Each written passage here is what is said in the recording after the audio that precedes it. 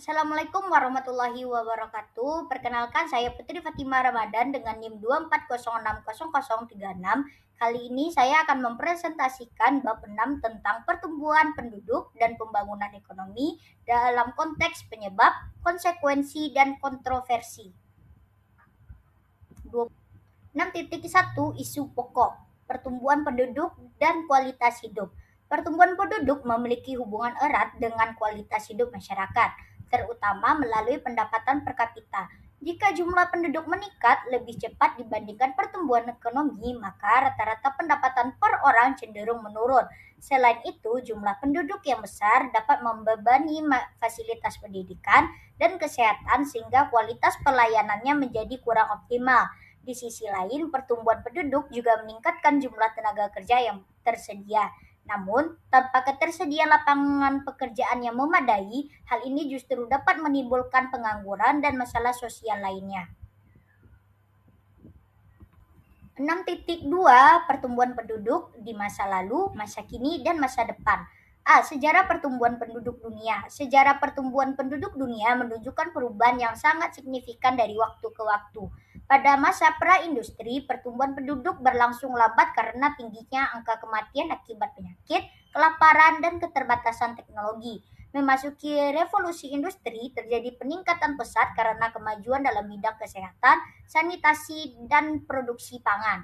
Penurunan angka kematian menjadi faktor utama meningkatnya jumlah penduduk. Di era modern, pertumbuhan penduduk semakin cepat, terutama di negara berkembang, yang sering disebut sebagai fenomena ledakan penduduk. B. Struktur penduduk dunia. Pertama, ada wilayah geografis. Pertumbuhan penduduk dunia tidak merata secara geografis, di mana sebagian besar terjadi di negara berkembang seperti Asia dan Afrika. Hal ini disebabkan oleh tingkat fertilitas yang masih tinggi serta penurunan angka kematian yang cukup cepat. Sebaliknya, negara maju mengalami pertumbuhan penduduk yang rendah, bahkan cenderung stagnan akibat rendahnya angka kelahiran. Perbedaan ini menciptakan ketimpangan distribusi penduduk secara global. Akibatnya, tekanan pembangunan lebih besar dirasakan oleh negara berkembang. 2. Tren fertilitas dan mortalitas. Secara global, tren menunjukkan bahwa angka kematian mengalami penurunan yang signifikan akibat kemajuan di bidang kesehatan, gizi, dan sanitasi. Namun, di banyak negara berkembang, tingkat kelahiran masih relatif tinggi karena faktor budaya, ekonomi, dan rendahnya tingkat pendidikan. Ketidakseimbangan antara fertilitas yang tinggi dan mortalitas yang menurun menyebabkan pertumbuhan penduduk meningkat dengan cepat. Kondisi ini menjadi salah satu tantangan utama dalam pembangunan ekonomi. Oleh karena itu, pengendalian fertilitas menjadi isu penting di negara berkembang. 3. Struktur usia dan beban ketergantungan. Struktur usia penduduk di negara berkembang umumnya didominasi oleh kelompok usia muda. Hal ini menyebabkan tingginya rasio ketergantungan karena banyaknya penduduk yang belum atau tidak produktif secara ekonomi. Beban ini harus ditanggung oleh penduduk usia produktif yang jumlahnya relatif lebih kecil. Akibatnya, sumber daya ekonomi lebih banyak digunakan untuk konsumsi dibandingkan investasi. Kondisi ini dapat menghambat pertumbuhan ekonomi jika tidak diimbangi dengan kebijakan yang tepat. C. Momentum penduduk. Pengertian momentum penduduk adalah kondisi di mana jumlah penduduk tetap terus bertambah dalam jangka waktu tertentu meskipun tingkat fertilitas atau kelahiran telah menurun, karena struktur penduduk masih didominasi oleh usia muda yang akan memasuki masa reproduksi. Momentum terjadi karena basis penduduk usia muda yang besar, sehingga meskipun rata-rata jumlah anak per keluarga menurun, tetap kelahiran tetap tinggi akibat banyaknya pasangan usia subur. Akibat momentum ini, pertumbuhan penduduk tidak dapat langsung dihentikan dan akan terus berlangsung selama beberapa dekade, sehingga menimbulkan tekanan berkelanjutan terhadap ekonomi, pendidikan, dan lapangan pekerjaan. Kebijakan pengendalian penduduk seperti program keluarga berencana perlu dilakukan secara konsisten dalam jangka waktu panjang, karena dampaknya terhadap penurunan jumlah penduduk baru akan terlihat setelah beberapa waktu. 6.3 Transisi demografi. Ada beberapa tahap yang akan kita bahas. Yang pertama, Tahap tinggi. Pada tahap pertama, tingkat kelahiran dan kematian sama-sama tinggi sehingga pertumbuhan penduduk relatif rendah. Kondisi ini biasanya terjadi pada masyarakat tradisional dengan tingkat teknologi dan layanan kesehatan yang masih terbatas. Tingginya angka kematian disebabkan oleh penyakit, kelaparan, dan kondisi sanitasi yang buruk. Sementara itu, angka kelahiran tetap tinggi karena kurangnya pengetahuan tentang keluarga berencana. Akibatnya, jumlah penduduk tidak mengalami peningkatan yang signifikan. Tahap kedua adalah tahap transisi awal. Pada tahap ini, angka kelahiran mulai menurun secara signifikan akibat kemajuan di bidang kesehatan, gizi, dan sanitasi. Namun, angka kelahiran masih tetap tinggi karena faktor budaya dan belum adanya perubahan pola pikir masyarakat. Kondisi ini menyebabkan pertumbuhan penduduk meningkat dengan sangat cepat. Tahap ini sering dialami oleh negara berkembang yang sedang mengalami proses awal di dalam pembangunan. Oleh karena itu, fase ini menjadi titik awal terjadinya ledakan penduduk. Tahap ketiga yaitu transisi lanjutan. Pada tahap ketiga, tingkat kelahiran mulai menurun sebagai akibat dari peningkatan pendidikan, urbanisasi, dan perubahan nilai sosial. Masyarakat mulai menyadari pentingnya kualitas hidup dibandingkan jumlah anak. Selain itu, peran perempuan dalam pendidikan dan pekerjaan juga meningkat sehingga jumlah anak dalam keluarga cenderung berkurang. Pertumbuhan penduduk masih terjadi, tetapi dengan laju yang lebih lambat. Tahap ini menunjukkan adanya peralihan menuju stabilitas demografi. Tahap keempat yaitu tahap stabil. Pada tahap keempat, tingkat kelahiran dan kematian sama-sama rendah, sehingga pertumbuhan penduduk menjadi stabil. Kondisi ini biasanya terjadi di negara maju dengan tingkat kesejahteraan yang tinggi. Akses terhadap pendidikan, kesehatan, dan teknologi sudah sangat baik sehingga kualitas hidup masyarakat meningkat. Keluarga cenderung memiliki sedikit anak dengan kualitas yang lebih baik. Akibatnya, pertumbuhan penduduk berada pada tingkat yang rendah dan terkendali. Seperti yang terlihat pada kurva transisi demografi menggambarkan perubahan tingkat kelahiran dan kematian dari waktu ke waktu. Pada negara berkembang, kurva menunjukkan penurunan yang tajam, angka kematian pada tahap awal, sementara angka kelahiran masih tinggi. Hal ini menyebabkan jarak antara dua kurva melebar yang mencerminkan pertumbuhan penduduk yang sangat cepat. Seiring waktu, angka kelahiran mulai menurun sehingga jarak antara kedua kurva semakin menyempit.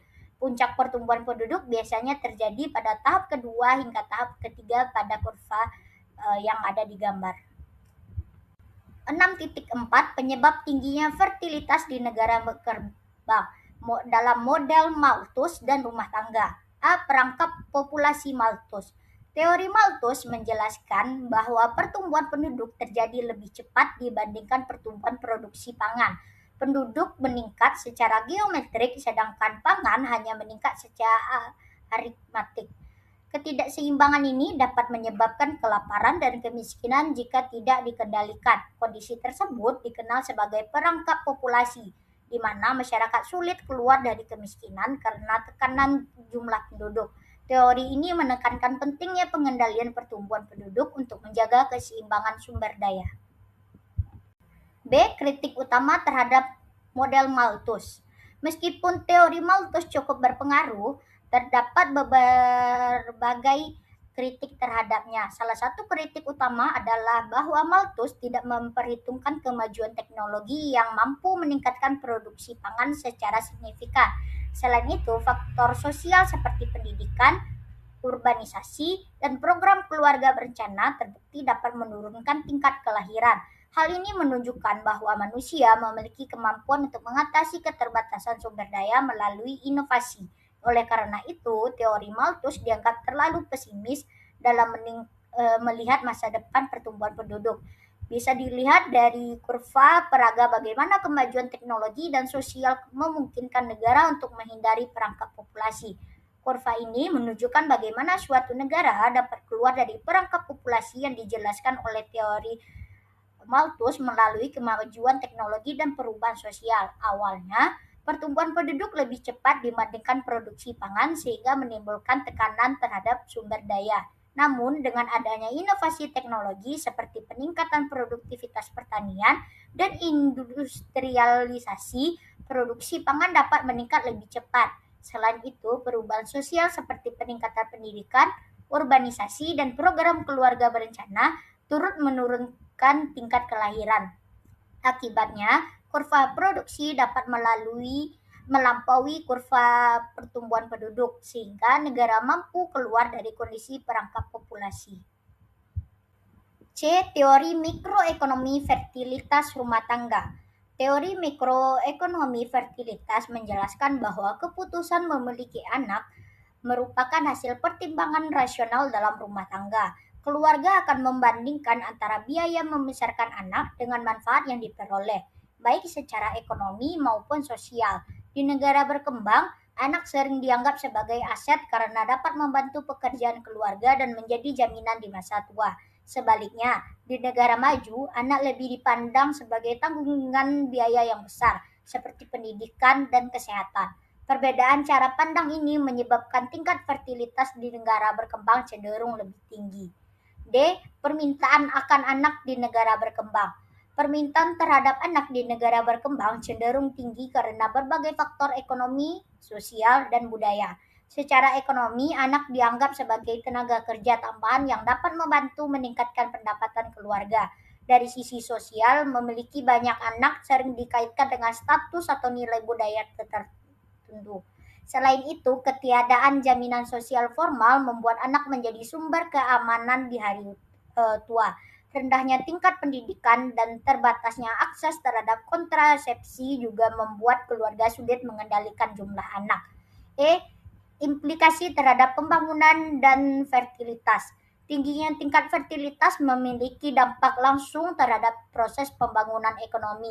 Jumlah penduduk yang besar meningkatkan kebutuhan konsumsi sehingga mengurangi kemampuan masyarakat untuk menabung dan berinvestasi.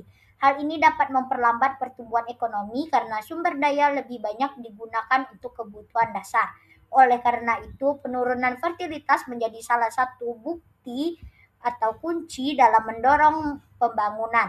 Upaya ini dapat dilakukan melalui peningkatan pendidikan, khususnya perempuan, serta perbaikan layanan kesehatan dan kebijakan kependudukan.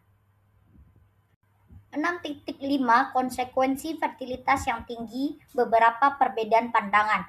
A. Bukan masalah yang sesungguhnya. Pandangan ini menyatakan bahwa pertumbuhan penduduk bukanlah penyebab utama masalah pembangunan, melainkan hanya gejala dari masalah yang lebih mendasar. Masalah utama yang sebenarnya adalah kondisi ekonomi dan sosial yang belum berkembang. Oleh karena itu, fokus kebijakan seharusnya tidak hanya pada pengendalian jumlah penduduk. Sebaliknya, perhatian lebih perlu diberikan pada perbaikan struktur ekonomi dan peningkatan kesejahteraan masyarakat. Dengan kata lain, penduduk dianggap sebagai akibat, bukan akar masalah. Pertama, isu lainnya. Keterbelakangan ekonomi dianggap sebagai faktor utama yang menyebabkan berbagai masalah pembangunan, termasuk tingginya angka kelahiran. Dalam kondisi miskin, masyarakat cenderung memiliki banyak anak sebagai strategi bertahan hidup. Hal ini berkaitan dengan rendahnya pendapatan, pendidikan, dan akses terhadap layanan dasar. Oleh karena itu, pertumbuhan penduduk dilihat sebagai konsekuensi dari kemiskinan, bukan penyebabnya. Jika keterbelakangan dapat diatasi, maka pertumbuhan penduduk juga akan terkendali secara alami. Sumber daya dan lingkungan. Sebagian pihak berpendapat bahwa kerusakan lingkungan bukan disebabkan oleh jumlah penduduk, melainkan oleh pola konsumsi yang tidak berkelanjutan. Dengan negara maju dengan jumlah penduduk yang lebih sedikit, justru sering memiliki tingkat konsumsi sumber daya yang lebih tinggi. Eksploitasi berlebihan terhadap sumber daya alam menjadi penyebab utama kerusakan lingkungan. Oleh karena itu, masalah lingkungan lebih berkaitan dengan cara penggunaan sumber daya daripada jumlah penduduk. Perspektif ini menekankan pentingnya pola konsumsi yang berkelanjutan. Distribusi penduduk. Masalah utama dalam kependudukan dianggap bukan pada jumlah penduduk, tetapi pada distribusinya yang tidak merata. Beberapa wilayah mengalami kepadatan yang sangat tinggi, sementara wilayah lain masih jarang penduduk. Ketimpangan ini menyebabkan tekanan pada fasilitas dan sumber daya di daerah tertentu. Jika distribusi penduduk lebih merata, maka tekanan tersebut dapat dikurangi. Oleh karena itu, kebijakan pemerataan penduduk menjadi penting dalam pembangunan. kedudukan perempuan. Rendahnya kedudukan perempuan dalam masyarakat menjadi salah satu faktor utama tingginya tingkat fertilitas.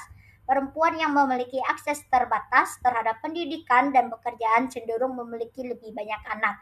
Selain itu, kurangnya hak dalam pengambilan keputusan keluarga juga memengaruhi jumlah anak yang dimiliki. Dengan peningkatan pendidikan dan peran perempuan, tingkat fertilitas dapat menurun secara signifikan.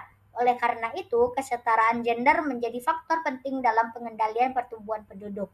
Dua, isu palsu yang disengaja direkayasa. Sebagian pihak berpendapat bahwa masalah pertumbuhan penduduk sering dibesar-besarkan dan bahkan dianggap sebagai isu yang sengaja direkayasa. Pandangan ini menyatakan bahwa negara maju atau lembaga internasional terkadang menggunakan isu kependudukan untuk memengaruhi kebijakan negara berkembang. Tujuannya bisa terkait dengan kepentingan ekonomi, politik, atau pengendalian sumber daya global. Oleh karena itu, fokus pada pengendalian penduduk dianggap tidak selalu netral dan perlu dikaji secara kritis. Perspektif ini mengajak untuk melihat isu kependudukan secara lebih objektif dan tidak sepenuhnya menerima narasi yang ada. Tiga, fenomena yang diinginkan. Di sisi lain, pertumbuhan penduduk juga dapat dipandang sebagai fenomena yang menguntungkan bagi pembangunan ekonomi. Jumlah penduduk yang besar berarti ketersediaan tenaga kerja yang melimpah, yang dapat mendorong aktivitas produksi. Selain itu, populasi yang besar juga menciptakan pasar yang luas untuk barang dan jasa. Kondisi ini mendorong inovasi, investasi, dan pertumbuhan ekonomi jika dikelola dengan baik. Oleh karena itu, pertumbuhan penduduk tidak selalu negatif, tetapi dapat menjadi potensi jika didukung oleh kebijakan yang tepat. B. Pertumbuhan penduduk memang masalah yang sesungguhnya. Satu, argumentasi garis keras. Kependudukan dan krisis global. Argumentasi garis keras menyatakan bahwa pertumbuhan penduduk yang tidak terkendali dapat menyebabkan berbagai krisis global. Peningkatan jumlah penduduk akan memperbesar permintaan terhadap pangan, energi, dan air yang jumlahnya terbatas. Jika tidak diimbangi dengan peningkatan produksi, hal ini dapat menimbulkan kelangkaan dan konflik. Selain itu, tekanan terhadap lingkungan juga meningkat akibat eksploitasi sumber daya yang berlebihan. Oleh karena itu, pengendalian pertumbuhan penduduk dianggap penting untuk mencegah krisis global di masa depan. Dua, argumentasi teoritis. Secara teoritis, pertumbuhan penduduk yang tinggi dapat menghambat pertumbuhan ekonomi melalui berbagai mekanisme. Salah satunya adalah berkurangnya akumulasi modal karena pendapatan harus dibagi ke lebih banyak orang. Akibatnya, kemampuan masyarakat untuk menabung dan berinvestasi menjadi menurun. Selain itu, produktivitas tenaga kerja juga dapat menurun jika jumlah tenaga kerja meningkat tanpa peningkatan kualitas. Oleh karena itu, teori ekonomi cenderung melihat pertumbuhan penduduk yang tinggi sebagai faktor penghambat pembangunan.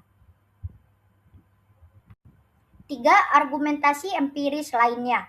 Ada 7 konsekuensi negatif pertumbuhan penduduk. Pertama, pertumbuhan ekonomi. Pertumbuhan penduduk yang tinggi dapat berdampak negatif terhadap pertumbuhan ekonomi suatu negara. Hal ini terjadi karena sebagian besar pendapatan digunakan untuk memenuhi kebutuhan konsumsi, bukan untuk investasi produktif. Akibatnya, akumulasi modal menjadi terhambat dan pertumbuhan output menjadi lebih lambat. Selain itu, peningkatan jumlah tenaga kerja tidak selalu diiringi dengan peningkatan kesempatan kerja. Kondisi ini dapat menurunkan produktivitas dan memperlambat pembangunan ekonomi. Dua, kemiskinan dan ketimpangan. Jumlah penduduk yang besar dapat memperbesar risiko kemiskinan dan ketimpangan pendapatan.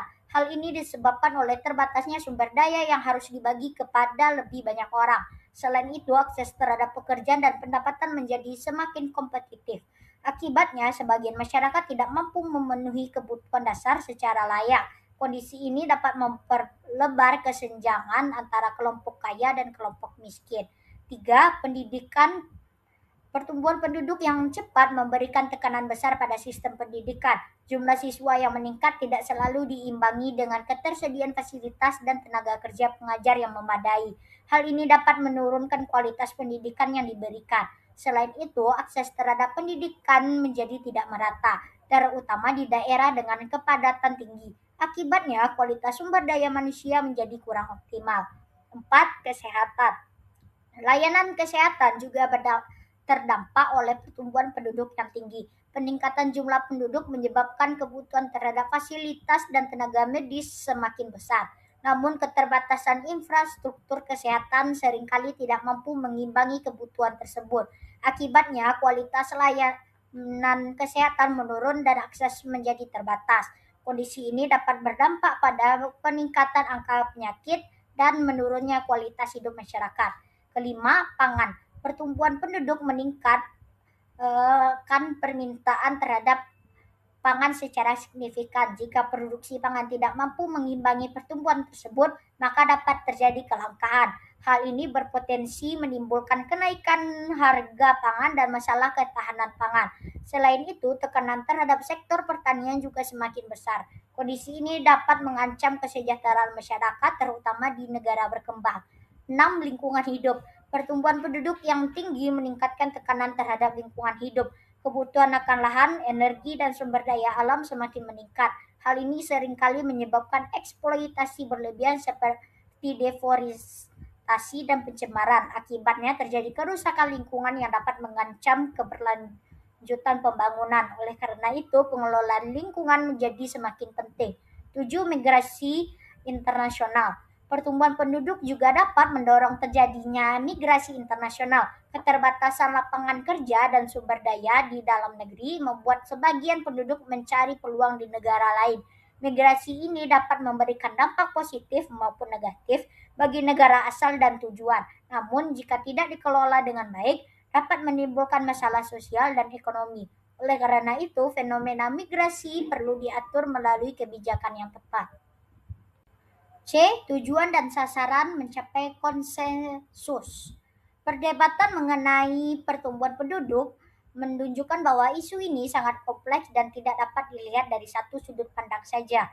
Oleh karena itu, diperlukan pendekatan yang seimbang antara pengendalian jumlah penduduk dan peningkatan kualitas sumber daya manusia. Pengendalian penduduk dapat dilakukan melalui program keluarga berencana dan edukasi. Sementara itu, peningkatan kualitas SDM dilakukan melalui pendidikan dan kesehatan. Tujuan akhirnya adalah mencapai pembangunan yang berkelanjutan. 6.6 Beberapa pendekatan kebijakan. A. Apa yang dapat dilakukan negara berkembang? Negara berkembang perlu mengambil langkah aktif dalam pengendalian pertumbuhan penduduk melalui kebijakan yang tepat. Salah satunya adalah dengan menerapkan program keluarga berencana untuk menurunkan tingkat kelahiran. Selain itu, peningkatan pendidikan, terutama bagi perempuan, sangat penting karena berpengaruh langsung terhadap penurunan fertilitas. Penyediaan layanan kesehatan yang memadai juga diperlukan untuk meningkatkan kualitas hidup masyarakat. Di samping itu, penciptaan lapangan kerja harus ditingkatkan agar pertumbuhan penduduk dapat diimbangi dengan kesempatan ekonomi. B. Apa yang dapat dilakukan negara maju? Negara maju memiliki peran penting dalam mendukung pembangunan di negara berkembang. Dukungan tersebut dapat berupa transfer teknologi yang dapat meningkatkan produktivitas, terutama di bidang pertanian dan industri. Selain itu, investasi dan bantuan finansial juga dapat membantu mempercepat pembangunan ekonomi. Negara maju juga dapat berbagi pengalaman dalam pengelolaan kependudukan dan kebijakan sosial. Dengan demikian, kerjasama antar negara menjadi kunci dalam mengatasi masalah kependudukan secara global. C. Bagaimana negara maju dapat membantu negara berkembang dengan program kependudukan negara berkembang? Negara maju dapat membantu negara berkembang melalui kerjasama internasional dalam bidang kependudukan. Bantuan tersebut dapat berupa dukungan teknis, pendanaan, serta penyediaan fasilitas untuk program keluarga berencana. Selain itu, organisasi internasional juga berperan dalam mengkoordinasikan upaya global terkait pengendalian penduduk. Tujuan utama dari kerjasama ini adalah menciptakan keseimbangan antara pertumbuhan penduduk dan pembangunan ekonomi. Dengan kolaborasi yang baik, diharapkan masalah kependudukan dapat diatasi secara lebih efektif dan berkelanjutan. Baiklah, sampailah kita kepada akhir presentasi berupa kesimpulan. Pertumbuhan penduduk memiliki peran penting dalam pembangunan ekonomi karena dapat menjadi peluang maupun tantangan tergantung pada bagaimana dikelolanya. Tingginya fertilitas di negara berkembang dipengaruhi oleh faktor ekonomi, sosial, dan budaya, sementara dampaknya terhadap pembangunan masih menjadi perdebatan. Meskipun berpotensi menimbulkan tekanan pada ekonomi, sosial, dan lingkungan, oleh karena itu diperlukan kebijakan yang seimbang antara pengendalian jumlah penduduk dan peningkatan kualitas sumber daya manusia agar tercapai pembangunan yang berkelanjutan dan peningkatan kesejahteraan masyarakat. Demikian pembahasan bab 6 pertumbuhan penduduk dan pembangunan ekonomi dalam konteks penyebab, konsekuensi, dan kontroversi yang dapat saya sampaikan. Saya Putri Fatimah Ramadan dengan NIM 2406036. Terima kasih atas perhatiannya.